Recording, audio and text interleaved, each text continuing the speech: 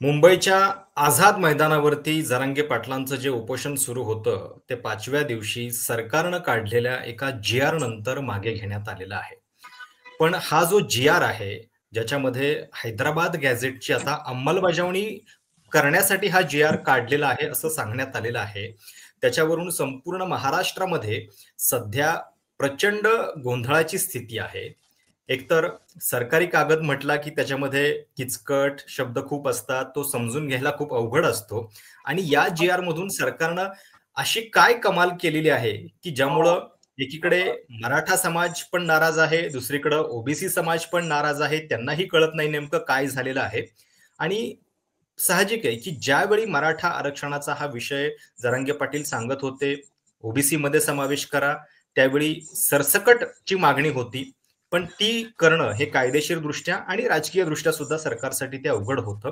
दुसरीकडे ओबीसींच्या आरक्षणाला धक्का न लावता ही लाईन सुद्धा सगळ्याच राजकीय नेत्यांची खूप म्हणजे नेहमीची लाईन आहे, की त्या आरक्षणाला धक्का न लावता आरक्षण दिलं गेलं पाहिजे.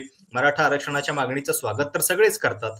पण या सगळ्या दोन्ही बाजूंच्या कसरती करण्यासाठी बहुधा सरकारनं हा जो जी-आर काढलेला आहे, तो इतका शाब्दिक सगळ्या गोष्टींमध्ये अडकलेला आहे, की त्याच्यातनं खरोखर नेमकं काय साध्य होणार आहे याच्याबद्दलचे बरेच प्रश्न आहेत.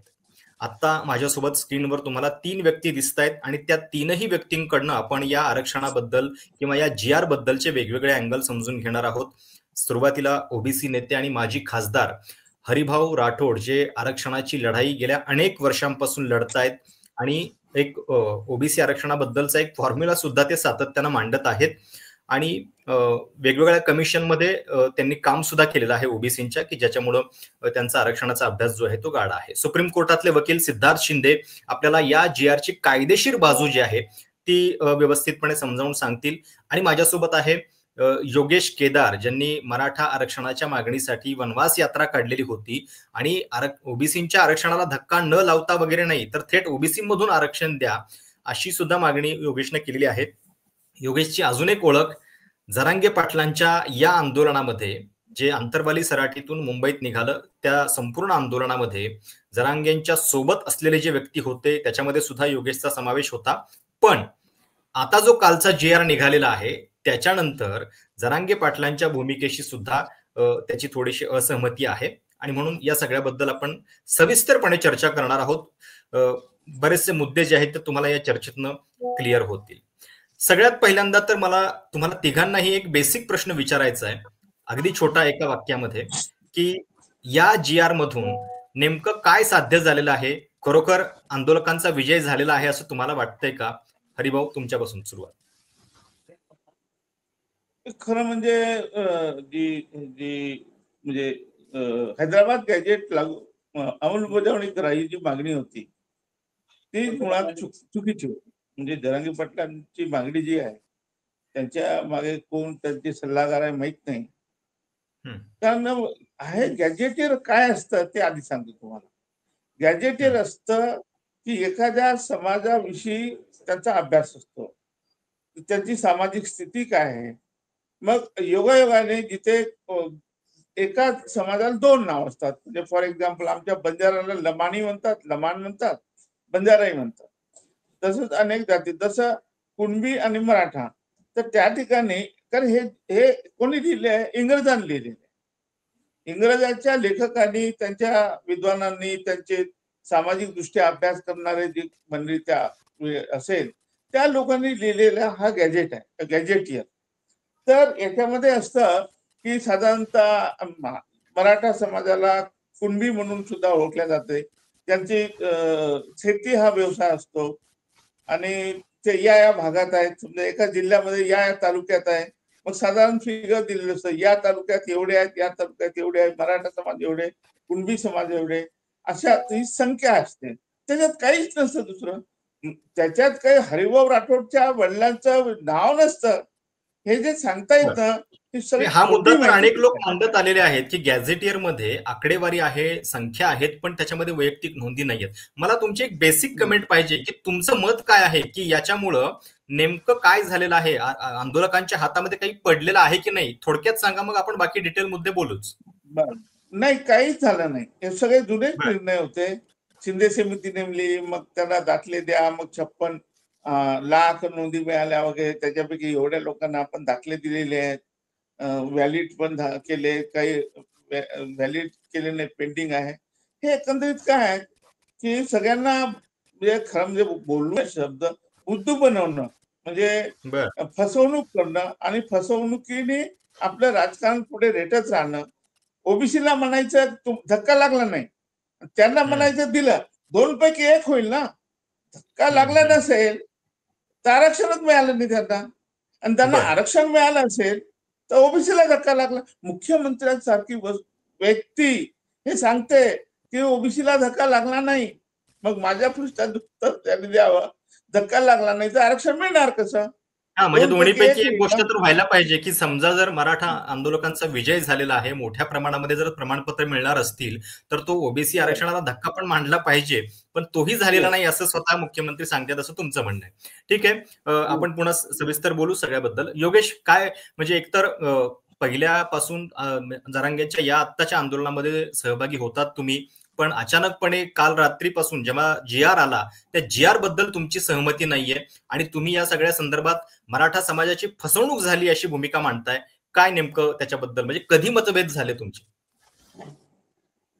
नाही, मी काय काल रात्री बोललो असं नाही. ज्या वेळी हे जे मंत्रिमंडळ उपसमिती आली होती, मराठा आरक्षण मंत्रिमंडळ उपसमिती, त्यावेळी मी तिथं जरांगे पाटलांच्या पायाजवळ खाली उभा होतो, उजव्या बाजूला. आणि त्या दोघांच्या ज्या चर्चा चालत होत्या, कोणाच्या, विखे पाटलांच्या आणि जरांगे पाटलांच्या, इकडच्या उजव्या बाजूला बसले होते आमचे माजी कृषी मंत्री कोकाटे साहेब. ह्या दोघा तिघांच्या मी ज्यावेळेस चर्चा ऐकत होतो, त्याच वेळेस मला बऱ्यापैकी अंदाज आला होता की काहीतरी गडबड चालली. मग मी तिथेच अलर्ट झालो. आणि त्यांनी एक कासा कागद दिला. म्हणजे शेवटी एखाद्या कुठल्याही मंत्रिमंडळामध्ये किंवा बैठकीमध्ये निर्णय घ्यायचे असतील तर कॉलम करून विषय दिलेला असतात, की 1 नंबरला या विषयावर चर्चा होणार, 2 नंबरला याच्यावर चर्चा होणार किंवा निर्णय होणार. असा एक फक्त काय केलेला, एक 1.5-2 पानाचा कागद आणलेला होता आणि त्याच्यामध्ये लिहिलं गेलेलं होतं की हैदराबाद गॅझेटच्या अनुषंगाने अशा काही गोष्टी कारवाई करण्याचे प्रस्तावित आहे. कारवाई करण्यात आली तिथं नव्हतं, प्रस्तावित आहे. मग ते सातारा आणि ह्याच्या काय गॅझेटियरच्या संदर्भानं दुसऱ्या कॉलम मध्ये लिहिलेलं होतं, तेही प्रस्तावित आहे. ह्या दोन्ही गोष्टी ज्या आम्ही ज्याच्यासाठी आलो, लढलो, उभा राहिलो, म्हणजे जरांगे पाटलांची मागणी होती प्रमुख, हे घेतल्याशिवाय मी काय करणार नाही, आझाद मैदान सोडणार नाही. आम्ही आरक्षण ओबीसीतलं घेतल्याशिवाय एक तर माझी अंतयात्रा जाईल, नाहीतर माझी विजय यात्रा जाईल. आता पाटील अंतयात्रा करणार आहेत करते म्हणल्यावर मी ह्या सगळ्या विषयातनं बाहेर पडलो होतो. मी इथं आलो, मुंबईत आल्यानंतर मी बघितलं की बाबा इथं परवानगीचा पण प्रॉब्लेम आहे. परवानगी पण त्यांच्या इथल्या लोकांनी घेतलेली नव्हती. त्या तिथं उभा राहिलो, त्यांच्या विरोधात बोललो, परवानग्या मिळवल्या आणि त्यानंतर स्टेज उभा होत असल्यापासून ते येणाऱ्या लोकांची सेवा करण्यापर्यंत, जेवण मागवण्यापर्यंत, देवेंद्र फडणवीसांनी अडवणूक केल्यानंतर देवेंद्र फडणवीसांच्या विरोधात जो सगळ्यात गाजलेला व्हिडिओ आहे तो माझा होता. आणि आमच्या मराठा समाजाची मागणी कसली योग्य, याच्या विरोधात, याच्या बाजूनं मी नेहमी भूमिका घेत जी-आर बद्दल आक्षेप काय तुझा नेमका? म्हणजे आणि त्यापर्यंत आलो की काल शिंदे साहेबांच्या त्या ह्याच्यामध्ये आणि कागद दिला त्यांनी आमच्या हातात वाचायला. मी तिथं जरांगे पाटलांना म्हणालो की पाटील, हे जे कागद दिलेलं आपल्या हातात आता, तो कागद म्हणजे काय जी-आर नाही. मंत्रिमंडळ उपसमितीचे फक्त काय काय कार्यवाही होणार आहे किंवा कुठले कुठले विषय असणार आहे चर्चेचे, हेच आहे. आणि समोर बसून साहेब त्यांनी त्याच्यावर केलेले आहेत. म्हणजे आम्ही ह्या बैठकीला उपस्थित होतो आणि त्याच्यामध्ये आम्ही एवढे उपस्थित करा, त्याच्यावर सुद्धा म्हणजे सही करायला आमचे गोरे साहेब तयार नव्हते, मंत्री गोरे साहेब. काय त्यांना माहित होते की फसवणूक गेम व्हायला लागले. बरं, मग ज्या माझं म्हणणं जरांगे पाटलांना असं आलं की पाटील, तुमची फसवणूक करणार आहे ते 100%. एकदा जी-आरचा प्री ड्राफ्ट आपण ऐकू, वाचू, पब्लिश करायच्या आधी, आणि आपण त्यात ठरवूया, बघू कागद म्हणजे काय शब्द आहेत, काय नाही रचना, आणि त्याच्यानंतर आपण याला हो किंवा नाही म्हणू. एक तासाभरानं आपण निर्णय घेऊ. इतके दिवस थांबलोय आपण, इतके वेळ तुम्ही उपोषण. शेवटी योगेश, हा जो जी-आर आलेला आहे त्याच्याबद्दल तुमचं मत काय आहे नेमकं? म्हणजे जी-आर मधल्या कुठल्या म्हणून गोष्टी मी जी-आर फसवणूक जेव्हा झाल्या? जी-आर हे आला त्यावेळेस मी वरती गेलो, मी तेच सांगायला आलो की का सांगतोय साहेब प्रशांत दादा, की योगेश केदार आता बोललाय का असं वाटलं नाही पाहिजे माझ्या समाज बांधवाला. म्हणून मी सांगितलं की कंटिन्युटीमध्ये सांगितलं. आणि मी काही वकिलांसोबत आल्यानंतर GR आम्ही डाउनलोड केला, चर्चा केली आणि त्यानंतरही पाटलांकडे गेलो. स्टेजवरनं मला पाटील म्हणले की त्यांना तेवढं बाहेर काढा, योगेशला बाहेर काढा, असं ते बोलले. मी जाऊन खाली डीएम मध्ये बसलो आणि तिथं वाचलो. आणि तुम्हाला सांगतो, मराठा समाजालाही कळलं पाहिजे, ह्या GR बघा असा GR आहे ना. आमच्या शिंदे साहेबांनी मला सांगावं की खोट आहे. त्यात विषय असतो कुठलेही म्हणजे एखाद्या शासन निर्णयामध्ये, हैदराबाद गॅझेटियर मधील नोंदी विचारात घेऊन मराठा समाजाच्या पात्र व्यक्तींना, पात्र म्हणतोय यात, ह्याला सुद्धा फार महत्व आहे, कुणबी मराठा, कुणबी किंवा कुणबी मराठा जातीचे प्रमाणपत्र देण्यासाठी कार्यपद्धती विहित करण्याबाबत प्रमाणपत्र देण्यासाठीची कार्यपद्धती विहित करायची आहे. तुम्ही नवीन काय केलंय ह्याच्यात काही नाही. जे आधी होते म्हणजे काय, कुणबी होता, ओबीसी तर नाव मराठा, नवीन काही मिळालेलं नाहीये, नवीन काही मिळालेलं नाही असं तुमचं मत आहे या सगळ्याबद्दल? आणि खाली प्रस्तावना आम्हाला काय दिलेली आहे बघा, प्रस्तावना इथे मराठवाड्याचा इतिहास भूगोल सगळा सांगितलाय. कुठल्या तरी मध्ये असं इतिहास गोड गोड वाटणारा तुम्हाला इतिहास करायचा का? म्हणजे 3 पानं वाचण्यापर्यंत यांचा वेळ जाईल, यांना काही पुढचं कळणार नाही असं आलं. आता आमच्यासारखी माहिती अजून परत म्हणजे सविस्तर बोलूच. मला पहिली कमेंट सिद्धार्थ शिंदेची घ्यायची आहे. सांगतो, शासन निर्णय आणि ह्या GRचा प्रस्तावना, ह्या दोन्ही शासन निर्णय फक्त इन्फोर्सेबल असतो, प्रस्तावना इन्फोर्सेबल असत नाही. त्याच्यावर शिंदे साहेबांनी सांगितलं. बरोबर. सिद्धार्थजी, कायदेशीर दृष्ट्या सरकारनं जो हा शब्द दिलेला आहे त्याचा नेमका अर्थ काय तुम्हाला दिसतोय? आणि एकीकडे मराठा आंदोलकांनी काल म्हणजे जरांगेंच्या उपस्थितीमध्ये जल्लोष पण साजरा केलेला आहे, तर खरोखर तेवढा फायदा होणार आहे का? तुमचं या सगळ्याबद्दलचं मत काय आहे? प्रशांतजी, आता कोणते GR त्याच्यानंतर 1-2 वेळेस GR मॉडिफाय झालेला आहे, ते तुम्हाला माहित असेल. तो पात्र जो शब्द मला वाटतं रात्रीच्या GR मधून काढून घेतलेला आहे. आणि मंत्री म्हणले होते की आज किंवा उद्या, हो, तर आज किंवा उद्या हा ऍक्च्युअली प्रकाशित होईल, म्हणजे रिलीज होईल ऑफिशियली. आता त्याच्यात प्रस्तावना, अशा GR मध्ये नॉर्मली प्रस्तावना दिली जाते ऍज अ बॅकग्राऊंड. त्याच्यात काही लिगल हे नाहीये त्या प्रस्तावनेमध्ये. काय मेन जो आहे तो शासन निर्णय आहे, जो शेवटच्या पानावर आहे, तो 3-4 पानावर. प्रस्तावनेमध्ये मराठवाडा ही समृद्ध भूमी येते. आता त्याच्यावर डिबेट करणं, ते आहे का नाही, high income group, low income group, त्याच्यात आपल्याला नको पडायला. That is just a preface. कुठलाही ऍक्ट आला, राठोड साहेबांना माहित असेल, पार्लमेंटमध्ये ऍक्ट असतो वगैरे, तर त्याचं एक बॅकग्राऊंड दिलं जातं. त्याच्यात काय जाण्याशी मतलब नाही. जो ऍक्च्युअल त्याच्यात जे पॉइंट्स दिले गेलेले आहेत त्याच्यात आहे की त्रिसदस्यीय समिती फॉर्म केली जाईल दर गावात. त्याच्यात ग्रामपंचायतीतले आणि काही जे ऑफिशियल्स असतील, आणि हैदराबाद गॅझेटियरचं इम्प्लिमेंटेशन. आता त्याच्यात एक असं पण आहे की न्यायमूर्ती शिंदे समितीला एक्सटेन्शन 2-4 दिवसापूर्वी म्हटलं गेलं होतं, 6 महिन्यासाठी दिलं गेलं, जून पर्यंत. त्याच्यात आले की 31 डिसेंबर पर्यंत दिलं गेलेलं आहे. आणि त्यांनी आतापर्यंत ज्या नोंदी शोधल्या आहेत, हैदराबादला जाऊन आणि दिल्लीला जाऊन वगैरे, त्याच्या 58 लाख नोंदी काहीतरी आहेत. पण त्या नोंदी पण त्या कार्यालयात, म्हणजे त्याच्यात एवढं डिटेलमध्ये GR मध्ये मेन्शन केलेलं नाहीये, त्याच्यात लावण्यात येतील. आणि जर तुमच्याकडे काही, आता मराठवाड्यात बरेच मराठा बांधव असे आहेत की त्यांच्याकडे काही कागदच नाहीये, जमीन पण नाहीये किंवा खूप कमी जमीन आहे, ते खरे गरजवंत आहेत. त्यांच्यासाठी त्याच्या GR मध्ये लिहिलेलं आहे की तुम्ही एक ऍफिडेव्हिट द्यायचं या त्रिसदस्यीय समितीला, आणि त्रिसदस्यीय समितीला सांगायचं की तुम्ही 67च्या आधीपासून त्या एरियातले स्थानिक निवासी आहेत, तुमचे पूर्वज पण इथे होते, आणि त्याच्याबरोबर एखाद्या तुमच्या नातेवाईकाचं ज्याच्याकडे कुणबी मराठा कुणबी सर्टिफिकेट असेल ते जोडायचंय. मग समिती ते बघेल, इन्व्हेस्टिगेशन करेल. आता माझ्या मते हे आहे, जे सगळं आहे ते खूप प्रिलिमिनरी आहे. GR जेव्हा ऍक्च्युअली प्रदर्शित होईल, फायनल GR, तो मला नाही माहित की जरांगे पाटलांच्या लोकांना दाखवला जाईल किंवा दाखवला जाईलच. आणि त्याच्यानंतर कोणीही GRला हायकोर्टात जाऊन रिट फाईल करून चॅलेंज पण करू शकतं.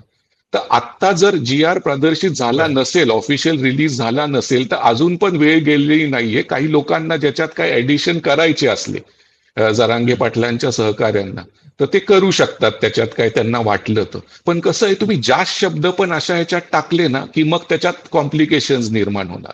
तर तुर्तास GR काय म्हणतोय की तुम्हाला प्रमाणपत्र देण्याबाबत, आणि मग व्हॅलिडिटी हा पुढचा भाग आहे. व्हॅलिडिटी बघा, प्रमाणपत्र एखाद्या वेळेस या 5-6 जिल्ह्यातल्या मराठवाड्यातल्या काही लाख लोकांना प्रमाणपत्र मिळतील असं आपण गृहीत धरू 1-2 महिन्यांनी. पण त्यांची व्हॅलिडिटी किती लोकांची होईल? कारण बऱ्याच ठिकाणी प्रमाणपत्र लाखात दिले गेले आहेत वेगवेगळ्या ओबीसी, पण व्हॅलिडिटी हजारांमध्ये झालेली आहे. तर हे सगळं proof of the pudding is in the eating. आता जेव्हा ते होईल इम्प्लिमेंट आणि तर मला वाटतं दोन्ही बाजूंना आपण जरांगे पाटलांना पण, आंदोलकांना पण आणि गव्हर्नमेंटला पण थोडा स्पेस देऊया. कारण खूप लोकांचे कॉन्ट्रडिक्टरी स्टेटमेंट्स येत आहेत की हे नाही झालं, ते नाही झालं. आतापर्यंत त्यांनी थोडं तर पचायला वेळ लागू दे, लोकांना नीट तो वाचू दे, डिसायफर करू दे. आता ओबीसी समाज पण लगेच म्हणतोय की आम्ही हे करणार. आता धक्का लागणार नाही असं स्पष्ट बघा, धक्का तर लागणार. कारण हे जर सर्टिफिकेट दिले गेले कुणबी मराठा, कुणबी मराठा, तर ती एंट्री होणार आहे ओबीसी मध्ये. तर ते काही लाखांमध्ये होईल किंवा काही हजारांमध्ये होईल. आता मी कधी मानेल की जेव्हा हा GR इम्प्लिमेंट होईल आणि जेव्हा पहिलं प्रमाणपत्र दिलं जाईल, तर मग खरा विजय मानायचा की सुरुवात झालेली आहे. पण त्याच्यात जर कोण कोर्टात गेलं किंवा काही अडचणी आल्या, स्थगिती मिळाली कोर्टाकडून, तर सरकार म्हणू शकतं मग आम्ही काही करू शकत नाही. पण सरकारची प्रशांतजी झालेली आहे, म्हणजे सदावर्ती तिकडे बोलू लागलेले आहेत की मी जे कोण असतील ते मला माहित नाही, इंडिव्हिज्युअल असतील, संस्था असतील, कोर्टात बघा कुठलाही भारतीय नागरिक जाऊ शकतो. पण कोर्टात हे कसं टिकवायचं, मुख्यमंत्री कालच म्हणले ती जबाबदारी त्यांची आहे की कोर्टात हा GR कसा टिकवायचा ही त्यांची जबाबदारी आहे. त्यांना त्यांचं काम करू दे. GR बद्दलचा इतिहास आपण हा पण लक्षात घेतला पाहिजे की मागच्या वेळी जेव्हा नवी मुंबईमध्ये मुख्यमंत्री एकनाथ शिंदे होते, त्यावेळी सगळे सोयरेच्या बद्दलचा एक GR काढलेला आहे असं सांगितलं जात होतं. त्याचं पुढं काय झालेलं आहे हे आपल्याला अजूनही माहिती नाहीये. राठोड साहेब, तर GR म्हणजे काय, तर शासन निर्णय. आणि शासन निर्णय कशा पद्धतीने घेतला जातो, GR कसा इश्यू होतो, त्याची एक पद्धत आहे. ती पद्धत कशी आहे का, हा GR कुठल्या कुठल्या डिपार्टमेंटशी संबंधित आहे. फॉर एक्झाम्पल आता मराठा समाजाला कुणबी करायचं आहे किंवा अंमलबजावणी करायची आहे, म्हणजे दुसरं त्यांना आरक्षण द्यायचं आहे, त्यांना आरक्षणाच्या दायऱ्यामध्ये आणायचं आहे. तर याच्यासाठी जो निर्णय असतो, जी प्रस्तावना असते, याच्यामध्ये रिझन्स अँड ऑब्जेक्ट असतात. त्याच्यासाठी हा GR आपण काढणार आहोत का, विषय काय. तर हा जो विषय हा फाईल आहे, ही कुठे कुठे जायला पाहिजे, सामाजिक न्याय विभागाला, नंतर आपल्या इथे बहुजन विकास विभाग आहे, नंतर लॉ डिपार्टमेंट आहे, त्यांनाही दाखवावं लागतं, नंतर GAD आहे याच्यामध्ये, त्यांनाही दाखवावं लागतं, नंतर फायनान्शियल इम्प्लिकेशन आहे म्हणून फायनान्सला दाखवावं लागतं. कारण एवढे लोक मराठवाड्यातले जर उद्या ओबीसी झाले तर त्यांना स्कॉलरशिप आहे, त्यांचा शिक्षणाचा खर्च आहे, त्यांचा हॉस्टेल आहे, ह्या सगळ्या गोष्टीचा किती बर्डन सरकारवर येईल. ह्या सगळ्या गोष्टीसाठी 5 डिपार्टमेंटला ही फाईल करायला पाहिजे. आणि तेव्हा तो त्यानंतर सगळ्यांचे रिमार्क घेऊन मग कॅबिनेटला जायला पाहिजे. मग कॅबिनेटमध्ये निर्णय होतो आणि मग त्या कॅबिनेटच्या निर्णयानंतर शासन निर्णय जारी होतो. त्याला म्हणतात GR. ही पद्धत आहे GR. असं काही ज्यांना आझाद मैदानवर त्यांना दाखवून GR इश्यू करून 1 तासात आणतो, मी जातो तिकडे घेऊन येतो, म्हणजे हे सगळं मिलीभगत होती का, हे सगळं आधीच तयार होतं का. म्हणजे एक पॉइंट ह्याच्यात आणि एक सोशल वेलफेअरचा डिपार्टमेंटचा GR पण केदारजी एक पॉइंट GR बद्दल सांगतो, मग तुम्ही पुढे. केदार साहेब, राठोड साहेब 1 मिनिट बघा, GR जो आहे ना, GRचा अर्थ काय. एक मला पण गोष्ट खटकली बरं का, की काल जर तुम्ही ऑफिशियल GR दाखवत आहात, त्याच्यानंतर तुम्ही त्याच्यात चेंजेस पण करत आहात आणि सांगत आहात की 1-2 दिवसात तो आम्ही रिलीज करू, तर त्याच्यात नॉर्मली मग ड्राफ्ट असायला पाहिजे होता तो. ती एक गोष्ट आहे. आता GR मध्ये खाली लिहिलेलं आहे की हा निर्णय कोणापर्यंत पोहोचवला जाईल वगैरे. आता फायनल GR येऊ दे. आता ते प्रोसेस गव्हर्नमेंटमध्ये आम्ही केलंय, स्टेक होल्डर्सशी बोललेलो आहोत, कॅबिनेटचा निर्णय झाला आणि GR मध्ये खाली लिहिलं आहे वर्षा देशमुख उपसचिव सही आहे आणि by the orders of the governor of Maharashtra. म्हणजे GR इज लिगल. आता उद्या जर कोण कोर्टात गेलं मग ते विचारू शकतात काय प्रोसिजर फॉलो झालं काय, ती पुढची गोष्ट आहे. पण तुर्तास तरी GR आहे. आता तो कधी प्रदर्शित होईल माहित नाही मला ऍक्च्युअली ऑफिशियल. काय नेमकं या सगळ्याबद्दल, म्हणजे की माझं सिद्धार्थ साहेबांच्या मागा जे काही प्रश्न होते त्यांच्यातनं काही अराईज व्हायला लागलेले आहेत आणि हरिभाऊ तर काय बरोबर बोलले. तो ज्या प्रश्नावरती मी सुरुवातीला जो भर दिला होता, पात्र शब्द काढला तरी मी तुम्हाला सांगतो की ह्या गोष्टीचा मराठवाड्याला काही फायदा होणार नाही. याचं कारण आहे, कारण जो शासन निर्णय आहे, पात्र जरी शब्द काढला तरी त्यात काय आहे, फक्त जो कुणबी आहे म्हणजे कुणबी मराठा कुणबी किंवा कुणबी मराठा, शिंदे समितीच्या माध्यमातून ज्या ज्या लोकांचे नोंदी सापडलेल्या आहेत त्या लोकांना सर्टिफिकेशन करण्यामध्ये थोडासा काहीतरी इझिनेस झाला तर झाला. आता तुम्हाला सांगतो त्याचा इतर ज्याचा शब्द मराठा आहे असे अनेक गाव आहेत, शेकडो गाव आहेत ज्याच्यामध्ये कुणबी शब्दच नाही आला. असे अनेक गाव आहेत, त्या गावाला मिळणार नाही का? कारण त्याच्यात उल्लेख असा आहे की अशा स्थानिक चौकशीमध्ये आता जे तुम्ही जे समिती सदस्य सांगितलेले आहेत, समिती सांगितले हे जे ग्राम महसूल अधिकारी, ग्रामपंचायत अधिकारी किंवा सहाय्यक कृषी अधिकारी हे सहाय्यक आहेत फक्त डॉक्युमेंट शोधायला, हे करायला, हे काय अथॉरिटी नाहीत.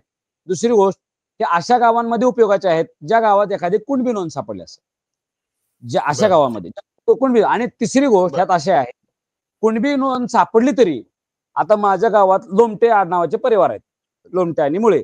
समजा एका लोमट्याच्या माणसाला जर काही त्याच्या पूर्वजांची नोंद सापडली तर त्याच्या कुळातलेच लोकांना तेवढं मिळणार आहे. म्हणजे त्यांचं जे बूड आहे, कुळ कुठलं कुठलं आहे की तुमची जी प्रॉपर्टीचे मध्ये जे हिस्सेदारी होत गेलेले आहेत ते आपलं कुळ आहे. जी लांबची भावकी आहे, आडनाव भावकी, त्याला कोणालाही काही मिळणार नाही. दुसरी गोष्ट आहे याच्यातली, ती व्यक्ती त्याच गावातली असली पाहिजे. संबंधित जाती दावा करणाऱ्या व्यक्तीचे गावातील असलेले आणि स्लॅश कुळातील आहे, नातेसंबंधातील. मला मुद्दा कळाला की म्हणजे या सगळ्यामधून नवीन काही साध्य होणार नाही असं तुमचं नाही, उलट कॉम्प्लिकेशन वाढत गेलेले आहे, मराठा समाजाचा खर्च वाढत जाणार आहे. त्या स्टेजवरती तर तुमची जरांगे पाटलांची याबद्दलची भूमिका काय, ते काय म्हणत होते? त्यांना का असं वाटतं की याच्यामध्ये विजय झालाय म्हणून? त्याच्याबद्दल तुमचं तिथून म्हणजे इतक्या जवळच्या वर्तुळामध्ये तुम्ही होतात, तर त्यांचं या सगळ्याबद्दलचं मत काय होतं? त्यांना मी ह्याच गोष्टी सांगत होतो, समजावून सांगत होतो, पण मला माहित नाही काय गडबड त्यांची होती, चाललेली होती. माझं म्हणत होतं 1 तास द्या ना, अजून तास 2 तास बसू द्या लोकांना, काय प्रॉब्लेम आहे सरकारच्याला. पण ते आल्यापासून सगळे मुवमेंट करायला त्यांचे जे काही माईकवर घेतलेले लोक आहेत, अरे आमच्या अजून चर्चा सुरू व्हायची तोपर्यंत डिक्लेअर केलं चला गुलाल उधळा हे करा. माझं म्हणणं काय होतं, पाटील ऐकू अगदी, अहो तुमच्या कष्टाला मेहनतीला फळ आलं पाहिजे. आज महाराष्ट्रातले मराठी चिखलात इथे येऊन बसले, मुंबईला जाताना प्रत्येकजण फोन करते, दादा आम्हाला जरा काहीतरी घोटाळा झाल्यासारखं वाटतो. महाराष्ट्रातनं करोडो रुपयाचं अन्नधान्य, जेवणाच्या गोष्टी, तेलाच्या डब्यापासून, डाळीपासून, मिठापासून गोडाऊन भरले तिथं मुंबईत.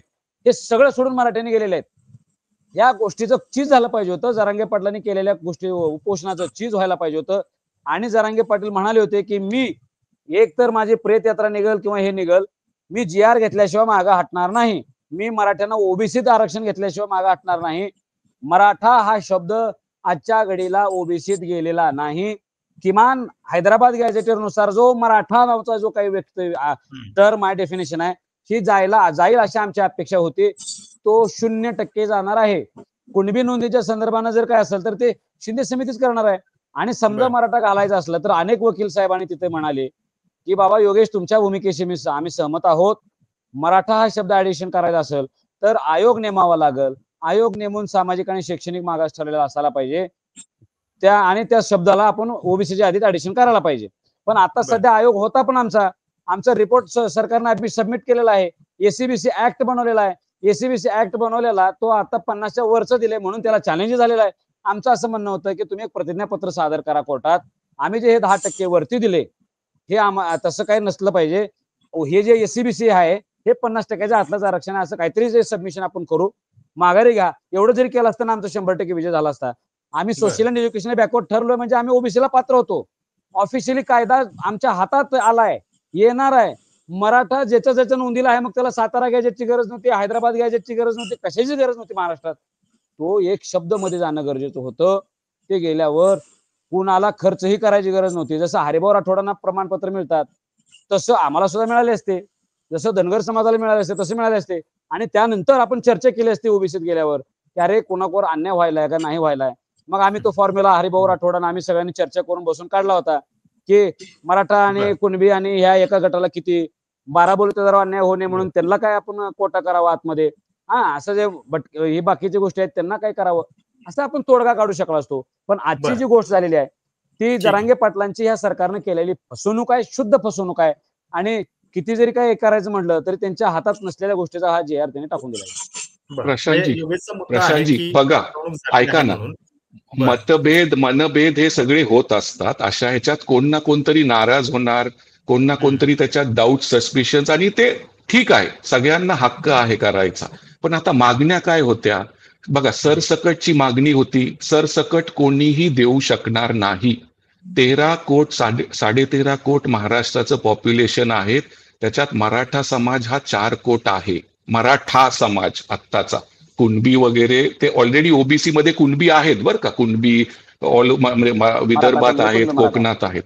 हा, मराठा 4 कोट आहेत. आता 4 कोट लोकांना तुम्ही कसं सामावून घेऊ शकणार त्या 27%मध्ये? शिंदे पण म्हणाले ना परवा दिवशी की असं थेट हो, ओबीसीच्या तर बघा, तर माझं काय मत आहे, माझं काय मत आहे, असा शब्द टाकून तो हे झालंच नसतं आणि हे परत चिघळलं असतं आंदोलन, काहीतरी अनर्थ पण होऊ शकला असता. तर आता जे काही थोडंफार मिळालंय बघा, मागण्या खूप होत्या आणि सरकार काय म्हणलंय, सातारा गॅझेट म्हणजे पश्चिम महाराष्ट्राशी संबंधित औंध गॅझेटवर 2 महिन्यात बघू, सरसकटवर विचार करू. म्हणजे थोडक्यात ते न होण्यासारखं आहे, पण त्याच्यावर ते विचार करतील. पण जे होण्यासारखं होतं हैदराबाद गॅझेटियर, आणि जरांगे पाटलांचं काय, मराठवाड्यात खरंच गरजवंत आहेत आणि खरंच प्रॉब्लेम आहे मराठवाड्यात, हे आपल्याला मान्य करायला पाहिजे. कारण लोकांना आता मी जसं आधीपासून चॅनल्सला सांगतोय, तुमच्याशी मी बोललो होतो की तुम्हाला जर मराठ्यांना जर ओबीसीतच आणायचं असलं ना, तर ओबीसी जे 27% रिझर्वेशन आहे ऑफिशियली ऑल ओव्हर इंडिया, मंडल आयोगाने ते दिलंय 1930च्या कास्ट सेन्ससवर, त्याच्यासाठी तुम्हाला नवीन जातनिहाय जनगणना करावी लागेल, जी सरकार करणार आहे, हे सरकार म्हणलेलं आहे आणि मग आत्ता ओबीसी जे बघा 20-22% SC ST समाजाला जे दिलंय ते बाबासाहेब आंबेडकरांनी राज्यघटनेच्या थ्रू दिलंय. 27% हे एका एक्झिक्युटिव्ह ऑर्डरच्या थ्रू VP सिंगांनी दिलंय. इंदिरा साहनी केसमध्ये गव्हर्नमेंट म्हणलं 50-51च्या वर जाऊ नका, 50-51च्या वर काही राज्य गेलेले आहेत, मॅटर प्रलंबित आहेत, काही ठिकाणी लागू आहे, महाराष्ट्र पण गेलेलं आहे आणि देशात 10% ऑलरेडी घटना दुरुस्ती होऊन EWS झालेला आहे.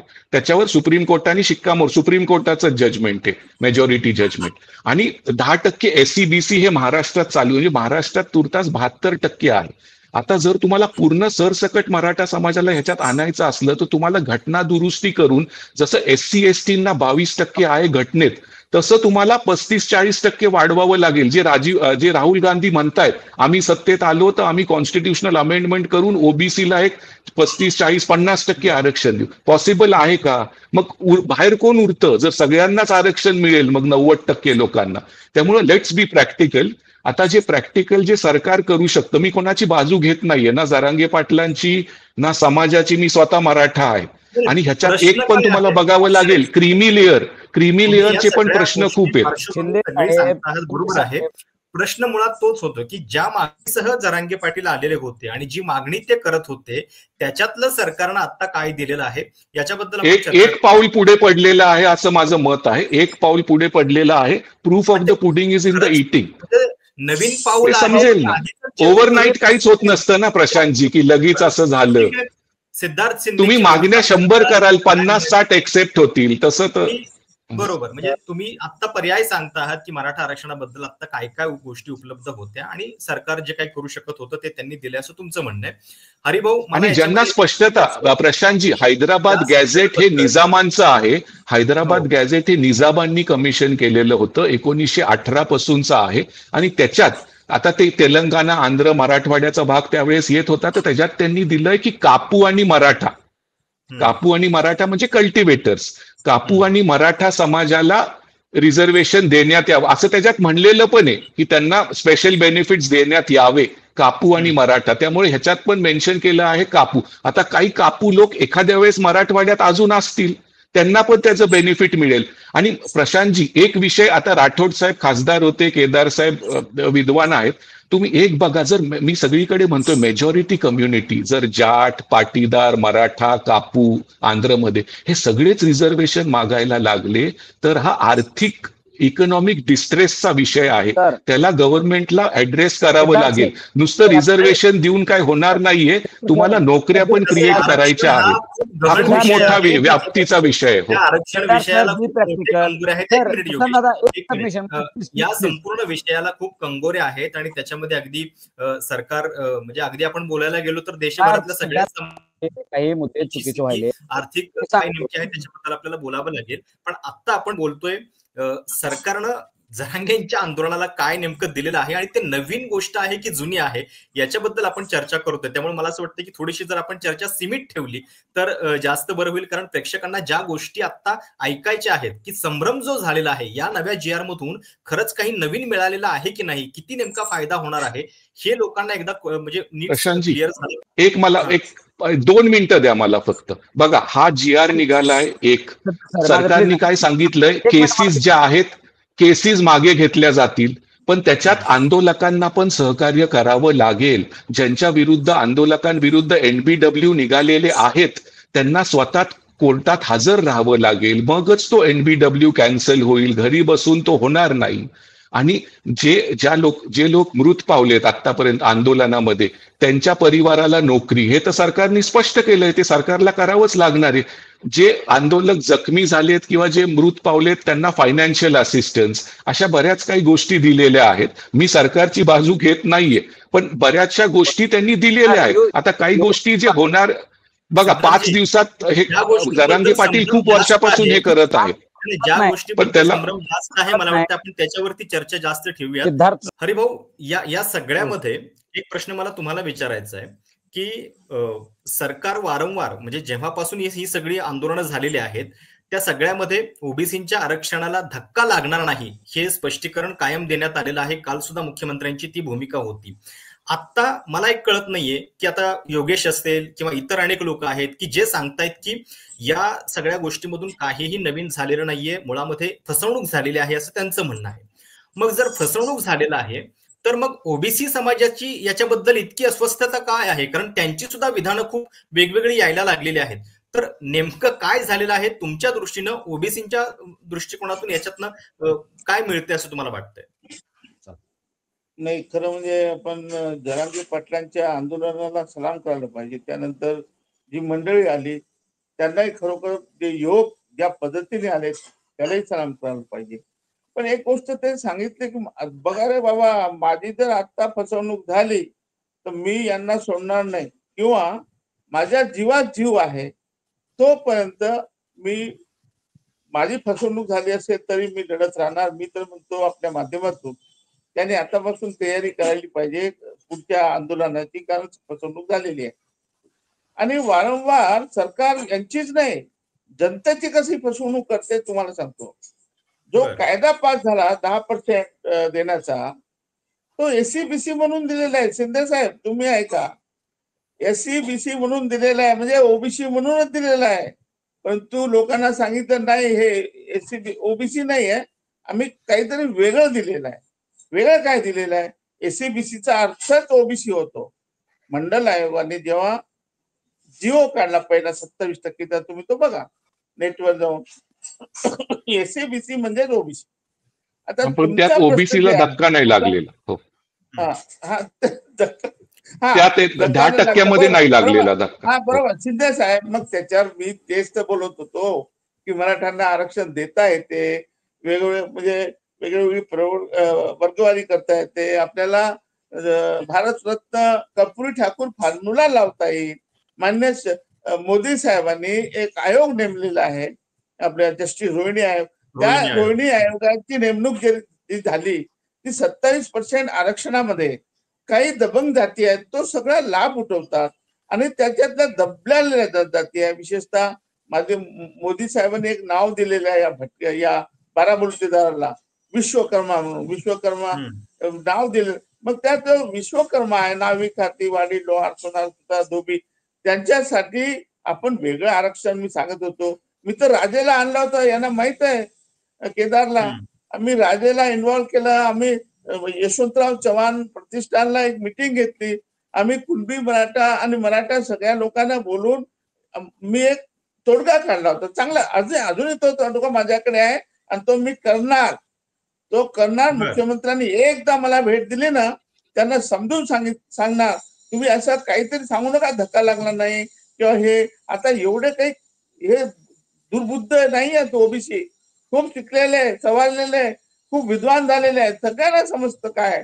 मग मला सांगा, तुम्ही असं खोटं नाटक सांगायचं, जनतेला मूर्ख बनवायचं, आपल्या जरांगे सारख्या माणसाला, निस्वार्थी माणूस आहे, जीव द्यायला आला होता, इथे काही करायला तयार होता. एवढी ज्याची ताकद आहे या महाराष्ट्रामध्ये, देशामध्ये या व्यक्तीने जर आमचं नेतृत्व केलं ना, रोहिणी आयोग लागू करा, यांना मी देशाचं नेतृत्व देईल. देशात 3220 जाती आहे ज्यांना न्याय मिळाला नाही ओबीसी मध्ये. जे रोहिणी आयोगाबद्दल कोणी बोलत नाही. माननीय पंतप्रधानांनी स्वतः म्हटलं, अरे रोहिणी आयोगाचा रिपोर्ट माझ्याकडे आलेला आहे, पण याची कोणी मागणी करत नाही, याच्यासाठी कोणी मोर्चा आंदोलन करत नाही.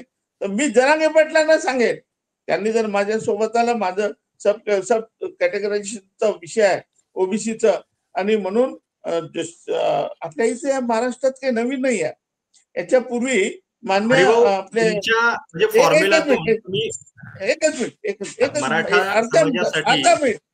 अर्धा मिनिट आपल्या इथे सब कॅटेगरायझेशन वसंतराव नाईकांनी 1965 साली दिलं ओबीसी मधून भटक्या मित्रांना काढून बाहेर, आणि मंडल आयोग लागू करताना मान्य शरद पवार साहेबांनी धनगराला वेगळं दिलं आणि बंजाराला वेगळं दिलं. माझं म्हणणं तेच होतं की हे जो विश्वकर्मा समाज आहे त्यांना वेगळं द्या 12%, आणि मराठा कुटुंबांना वेगळं द्या, त्यांना 1-2% जास्त द्या, मोठा भाऊ आहे, पण द्या, त्यांना वेगळं काढून द्या. हेच माझं म्हणणं होतं, आणि ते मी कायम राहील, कारण माझा तो विषय आहे. कारण या देशामध्ये मान्य पंतप्रधानांना सुद्धा 1 तास मी लेक्चर दे. 2005 साली खासदार होतो, रामभाऊ महागी प्रबोधिनीमध्ये मिटिंग झाली होती, आणि त्यावेळेस मान्य पंतप्रधानाला समोर बसून मी, आता तुम्हाला माहिती आहे RSS ची पद्धत काय असते, मी तसं मास्तरासारखं त्यांना शिकवलेलं आहे, असं काही नाही, नवीन नाही आहे. त्यामुळे अजूनही वेळ गेलेली नाही. आपल्या मार्फत मान्य मुख्यमंत्र्याला विनंती आहे,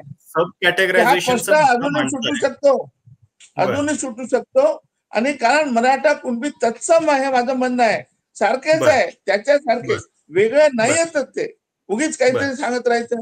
कुणबी मराठा एकच आहे, त्यांच्या लेखी सुनी बघा तुम्ही, सगळे सोयरे एकच आहे, काही नाही. धन्यवाद. सब कॅटेगरायझेशनचा मुद्दा मांडून हरिभाऊ राठोड तुम्ही मराठा समाज आणखीन गोंधळ वाढवताय असं मला वाटतंय. म्हणजे ते होईल का नाही, त्यासाठी राजकीय इच्छाशक्ती लागेल, ते कधी होईल आपल्याला बघावं लागेल. पण आता ऑलरेडी 3 पर्याय आहेत मराठा समाजासाठी. त्याच्यामध्ये अजून या सगळ्या मुद्द्यामध्ये म्हणजे कुठल्याही आरक्षणामध्ये लोकसंख्येचं प्रमाण ही खूप महत्वाची गोष्ट असते, कारण त्याच्यानुसारच त्या आरक्षणाचा लाभ किती प्रत्यक्ष मिळतो हे ठरतं. मला वाटतं आपण आता थोडं शेवटाकडे जाऊयात आणि प्रत्येकाची एक शेवटची कमेंट याच्यामध्ये घेऊन चर्चा संपूयात. सगळ्यात पहिल्यांदा योगेश, आता पुढची भूमिका नेमकी काय आहे? इतकं मोठं आंदोलन निघालेलं होतं, बऱ्याच लोकांना शंका होती की जरांगे पाटलांच्या पाठीमागे पुन्हा ती ताकद उभी राहील का, पण तरी मोठ्या संख्येनं समाज त्यांच्या पाठीशी आला. एक गोष्ट मान्य केली पाहिजे की समाजाच्या आशा अपेक्षा खूप आहेत, त्यामुळं असं कोणी लढत असेल तर त्याच्या पाठीमागे समाज उभा राहतोय. पण दुसऱ्यांदा असा हा प्रकार होतोय जरांगे पाटलांच्या बाबतीत, तर पुढं आता नेमकं काय, आणि पुन्हा उपोषण करण्याची वेळ जरांगे पाटलांच्या वरती येणारच नाही असं आपण म्हणू शकतो का? हे बघा, हा जो लढा आहे हा कायदेशीर विषय ज्याला कळतात अशा लोकांचा लढा आहे. मान्य जरांगे पाटलांच्या सोबत सर्वसामान्य गावगाड्यातला आकांक्षित आणि गरजवंत मराठा लढत राहिला, आज हे लढतोय आणि पुढेही लढेल. माझं म्हणणं काय आहे, आम्ही मराठवाड्यातले मराठी आहोत. आम्ही कधी कधी पेरणी केल्यावर पीक वापून येत नाही, मग आम्ही काय करतो, त्याच्यावर लगेच कोळवा घालतो आणि परत दुबार पेरणी करतो. आम्ही दुसऱ्यांदा दुबार पेरणी केली, दुबार पेरणी केल्यावर सुद्धा आमच्या हातात काय लागलं नाही, वापरत असं झाड एखादं झुडूप वापता आमचं. आता आम्ही काय करू, तिबार पेरणीसाठी यंत्रणेमध्ये आम्ही लागणार, आम्ही प्रयत्न करणार. आमचा हक्क हा ओबीसी आरक्षणामध्ये आहे, 50% आत आहे. सिद्धार्थ साहेबांना आकडेवारी माहिती नसली, महाराष्ट्रात संख्या ओबीसी जे आता खाणारे आहेत सगळे 33.82% आहेत. आता बाठिया कमिशन सुद्धा जे काही डाटा कलेक्शन केलं होतं त्यात सुद्धा आकडेवारी फुगून 37% दाखवलेले आहेत. आणि 37 आम्ही म्हणतो 38 करा, मंडलचा नियम संख्येच्या 50%, म्हणजे आम्ही 54 आहोत, 54ला 50% दिलं, 27 असा आरक्षण घेतलेलं आहे. महाराष्ट्रात जर सगळे ओबीसी असतील म्हणजे इंटरेस्ट आहेत तर त्या सगळ्यांना मिळून 19% आरक्षण घेण्यात सफिशियंट आहेत. आणि 11% आमच्या मराठा समाजाला आरक्षण मिळू शकते 30% मधलं. माझा भाजपने या गोष्टी होणार आहे, होईल चर्चा अंती. कुणबी, मराठा कुणबी, लेवा पाटील, लेवा पाटीदार ह्या ज्या काही समकक्ष शेतीशील जाती आहेत या लोकांना 50% आत वेगळं करता येऊ शकतं. त्याच्यावरच मार्ग निघू शकतो. आम्ही महाराष्ट्र जरी 10% 12% राहिला असलो तरी केंद्र पातळीवर आम्ही सगळेजण 27% मध्ये राहू. त्याच्यामध्ये दोघांचं विन विन सिच्युएशन असं माझं म्हणणं आहे. मराठ्यांनाही त्यातून भरपूर काही लाभ होतो आणि त्याच्याशिवाय पर्याय नाही. कोणी काही जरी म्हणलं की महाराष्ट्रामध्ये एवढं टक्केवारी 8% काही खूळ काढलेला आहे कुणीतरी 10% 12% काही संबंध नसतो. ओबीसीच्या यादीमध्ये एखाद्या जातीचा समावेश करायचा असतो. ते करायसाठी प्रक्रिया करायची असते. कुणालाही सेपरेट एवढा टक्का आणि तेवढा टक्का असं मागून दिलं जाणार. महाराष्ट्रात तेवढं थोडंसं क्लासिफिकेशन केलेलं होतं. स्वनियम केलेलं आहे. ती काही केंद्र पातळीचा तसा तो नियम नाही, तसा काय तो कायदा नाही मंडलचा. म्हणून ठीक आहे आम्हाला आता ठीक आहे. या आरक्षणाबद्दल तुमची ओके ही भूमिका आहे. सिद्धार्थजी, म्हणजे आता या सगळ्याबद्दल आपण वारंवार बोलतोय, प्रत्यक्षात परिणाम नेमका काय? कारण सप्टेंबर 2023 मध्ये जेव्हा जरांगे पाटलांचं पहिलं आंदोलन सुरू होतं आणि लाठीमारानं हा सगळा विषय राज्यभर पेटला, एक गोष्ट त्याच्यानंतर झाली आहे की कुणबी प्रमाणपत्रांच्या ज्या नोंदी आहेत त्या मिळण्याचं प्रमाण जे आहे ते खूप नंतर वाढलं. म्हणजे ज्या 37 वर्षामध्ये 2,500 मिळत होती प्रमाणपत्र, ती संख्या 1.5 लाखाच्या आसपास पोहोचलेली आहे. आता हे जे पाऊल टाकलेलं आहे तर खरोखर त्याचा किती परिणाम आणि तो दिसण्यासाठी किती काळ वाट बघावी लागेल असं तुम्हाला वाटतंय? हरिभाऊ, येतो मी तुमच्या. बघा प्रशांतजी, जरांगे पाटलांमुळं मराठा समाजामध्ये एक म्हणजे इन्फॉर्मेशन तरी गेली आहे की असं पॉसिबल आहे. त्यांना तुमच्यासारखे चॅनल बघून, वेगवेगळे चॅनल बघून त्यांना समजलंय की हे होऊ शकतं. आता GR आलेला आहे, तो इम्प्लिमेंट आता होईल. इम्प्लिमेंट जसा होईल तसं कोण कोर्टात जाईल, काय होईल, पण मी जसं म्हणलं पहिलं प्रमाणपत्र हाती येईल तर आपल्याला हे करावं लागेल. आणि केदार साहेब आता म्हणत होते असं ते एवढं पॉसिबल नाहीये ना. आता जर एवढं असतं, एवढं सोपं असतं तर ते आतापर्यंत कोणीही दिलं असतं तुम्हाला. काय शेवटी कायद्याच्या चौकटीत राहूनच करावं लागेल ना. आता जर मराठा समाजाला सरसकट द्यायचं असलं ना तर स्पष्ट हे आहे की तुम्हाला तो ऍक्ट ऑफ कॉन्स्टिट्युशनल अमेंडमेंट करून जसं SC ST ला 22% आहे तसं 27% जे इंदिरा सहानीमध्ये सांगितलं गेलं आहे की 50 ओलांडू नका, ती त्याची मर्यादा तुम्हाला ती पार्लमेंट करू शकतं जर त्यांना करायचं असलं तर. पण मग दुसरे समाज नाराज होणार ओपन कॅटेगरीमध्ये. आता काहींचं मत आहे की सगळंच आरक्षण बंद करा, तो पण एक मतप्रवाह आहे. सरकारी नोकऱ्या कमी होत चाललेल्या आहेत, प्रायव्हेट एज्युकेशन इन्स्टिट्यूट वाढत चाललेल्या आहेत. त्यामुळे मी जसं म्हणलं हा इकॉनॉमिक डिस्ट्रेसचा विषय आहे. या GR पुरतं मी काय म्हणतोय की एक पाऊल तर पुढे टाकलेलं आहे. सगळं काय मिळणार नव्हतंच हो. लोकांना, गांधीजींना पण एवढे वर्ष लागले, मी कोणाला कम्पेअर करत नाहीये, पण वर्ष लागतात. त्याच्यात प्रोसेस असतं. त्यात काही लोक नाराज होतात, काही तुमच्या बरोबर नवीन जोडले जातात, तुमच्या बरोबरचे जवळचे सहकारी वेगळे पडतात, त्यांचं मत असतं. You have to respect their opinion. पण जे काय थोडंफार मिळालं आहे ना, पदरात टाकून घ्यायला पाहिजे आणि मगच तुम्हाला पुढे जाता येईल. तर आता हे प्रोसेस आहे, ते प्रोसेस चालू राहील. आता मी राजकीय नाहीये किंवा त्याच्यात मी राजकीय टिप्पणी किंवा काय एखाद्या समाजाविरुद्ध किंवा फॉर करू शकत नाही. जी वस्तुस्थिती आहे ते त्याच्यावरच मी सांगत. ही सगळी गोष्ट तुमच्या दृष्टीने हे एक पाऊल पुढे टाकले गेलेलं आहे. हरिभाऊ, काय तुमची शेवटची कमेंट आहे या सगळ्याबद्दल आणि सरकारनं ज्या पद्धतीने हे आंदोलन हाताळलं, आरक्षणाचा विषय म्हणजे सोपा होत चाललाय की किचकट होत चाललाय? किचकट होत आहे. ओबीसीचं प्रचंड नुकसान होणार आहे. भटके सारख्या छोट्या छोट्या जाती आहे, बारामुल्कीदार आहे, नावी खातीवाडी, त्यांच्या आरक्षणावर डल्ला बांधल्यासारखं झालेलं आहे. भयभीत झालेले आहे. ग्रामीण विभागामध्ये फार अनरेस्ट आहे. परंतु या ठिकाणी जे नेतृत्व आहे आमचं ओबीसीचं, त्याला आम्ही नेते मानतोय, भुजबळ सारखी व्यक्ती, यांच्यामुळे हे प्रचंड नुकसान झालेलं आहे. आता बघा, भुजबळांनी 2004 साली कुणबी मराठा कुणबी असा GR काढला. म्हणजे किती जम्पलिंग आहे. तुम्ही किती मूर्ख म्हणाल लोकांना. कुणबी मराठा म्हणजे एन कॅन प्रकारे त्यांना दाखला द्यायचाच, हे शासनाने ठरवलं आहे. कारण सत्ताधारी ते आहेत, राजे महाराजे ते आहेत, मराठा समाजाने राज्य केलेलं आहे आणि आजही ते राज्य करत आहेत. त्यांच्या हातात सगळं आहे, गरिबांच्या हातात काही नाही आहे. आणि बघा गंमत बघा, तायवाड्यासारखा व्यक्ती आधी त्याने मी आंदोलन करेल, धक्का लागू देणार नाही, आता हळूच म्हणतात मला GRचा अभ्यास करावा लागेल. GRचा अभ्यास करायचा असतो काय? तुम्हाला कळत नाही मराठी?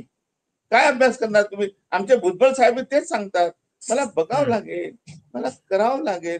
मी हम्म. सांगतो आमच्या वकिलांना, त्यांना विचारतो, हे सगळं बोगसगिरी आहे, हे मिलीभगत आहे, तुम्ही सत्तेत आहे.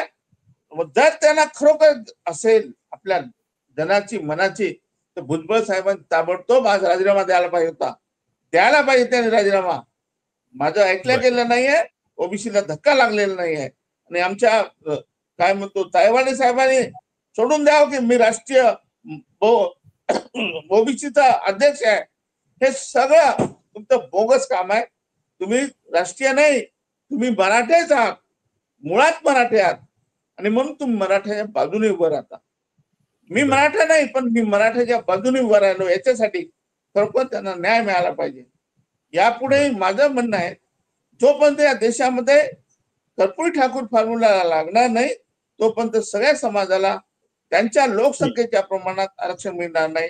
म्हणून लोकसंख्या करणं ते हे कर. आणि लोकसंख्या आपल्या महाराष्ट्रात ऑलरेडी झालेली आहे. बांटिया आयोगाने सॉरी 37.88% ओबीसी आहे म्हटलंय.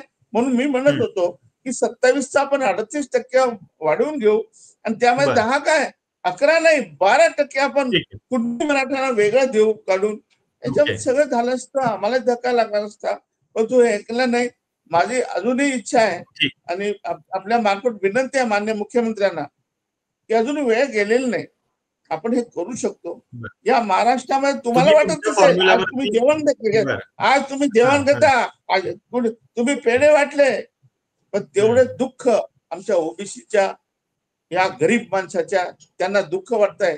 तुम्ही आज त्या वर्षा बंगल्यावर सगळ्यांना गोड जेवण देत आहे, आपला विजय झाला म्हणून. तुमचा विजय झाला असेल तर आमच्या ओबीसीचा पराजय झालाय तो, आणि तो कायमचा झाला आहे. आम्ही ते कदापि विसरणार नाही.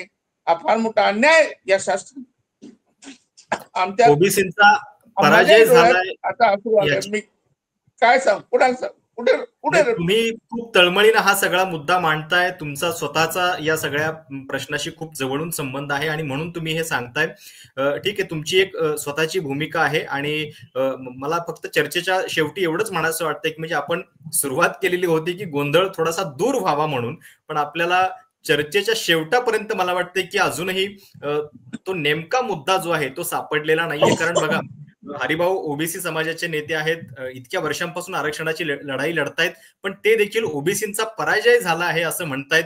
दुसरीकडं योगेश केदार मगाशी आपल्या सोबत होते, त्यांनाही असं वाटतंय की मराठा समाजाला काही मिळालेलं नाहीये. त्यामुळं सिद्धार्थजी जसं सांगतायत की एक पाऊल किमान पुढे पडलेलं आहे. सरकार जे देऊ शकत होतं ते त्यांनी केलेलं आहे. मला वाटतं आता या एका गोष्टीवरती आपण ही चर्चा जी आहे ती थांबूयात.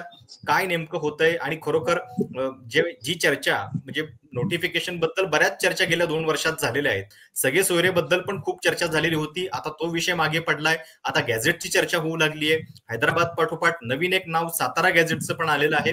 पण या सगळ्यामध्ये आरक्षणाचा जो म्हणजे जी लढाई आहे ती शेवटाकडे जाऊन त्याचा विषय संपण्याऐवजी नवनवीन मुद्दे जे आहेत ते त्याच्यातनं उपस्थित होत आहेत. या JR बद्दलची ही गोंधळाची स्थिती मला वाटतं सरकारच्याच कृतीनं जी आहे ती थोडीशी स्पष्ट होऊ शकते. पण सरकारची ती इच्छा आहे का की त्यांनाच हा गोंधळ कायम ठेवायचा आहे, हे पण आपल्याला लक्षात घ्यावं लागेल.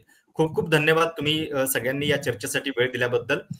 या संपूर्ण चर्चेबद्दल तुमच्या काही सूचना असतील, कमेंट्स असतील, प्रश्न असतील, आवर्जून कळवा. चॅनल सबस्क्राईब करायला विसरू नका.